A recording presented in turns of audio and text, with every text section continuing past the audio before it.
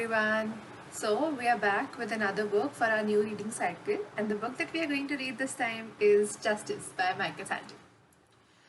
You all might have heard of the infamous trolley problem, where there's a trolley cart with brakes failed, and the track diverges into two different parts, one with five laborers working on it, and one with one bystander. As a car driver, which path are you going to choose? The one killing one person or with five people?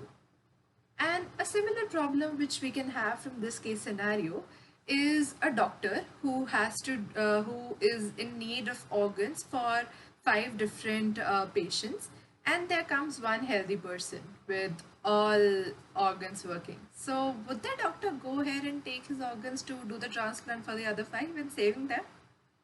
For both of these situations, the situation is kind of similar, but I guess our answers might be different.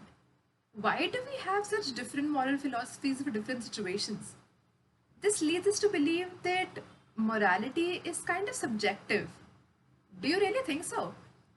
Also, there are like various different cases from our real life. For example, price gouging. You are in a city who has faced a major storm. Electricity has been down. There has been no food supply, etc. And when after the situation settles, the food prices suddenly rise. The wood prices rise for you to reconstruct your houses. The food prices rise, and what do you think that would be right or wrong? Because in a case where the sellers, they also want to make some money because they have faced such adversity, and as a buyer you have faced adversity, so you don't have money to buy those things. Do you think that is right? Another situation that might be is the reparations.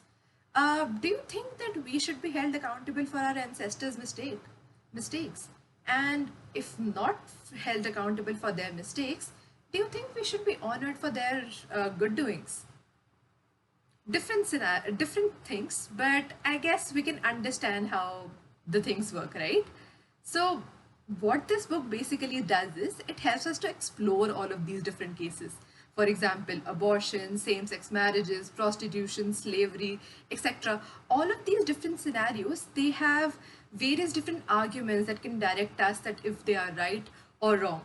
They help us to believe that there is not exactly one such rule of law, but everything is based on our morality. How do we define that what is the right thing to do and what is wrong amongst all of these things?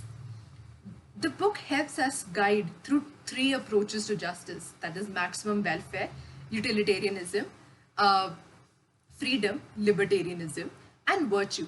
For virtue, we have various different philosophies from philosophers like Kant, from Rawls, from Aristotle.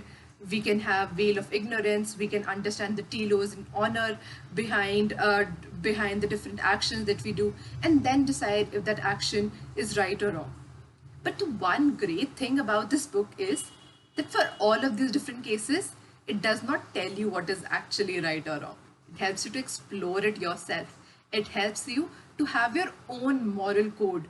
It helps you to create that moral rule for your own self so that you actually understand that what is right and what is wrong, so that you follow the righteous path for yourself.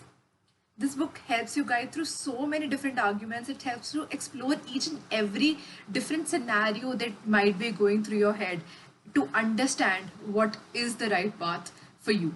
So what I'm basically trying to say is that for any different path that you wish to pursue in your life, whether you want to do debating, whether you want to go for higher studies, whether you want to go into policy making, etc., this book is definitely a must for you because it is going to help explore all the different corners of your mind. So I guess you're going to love this book, and I seriously hope to see all of you in our reading cycle.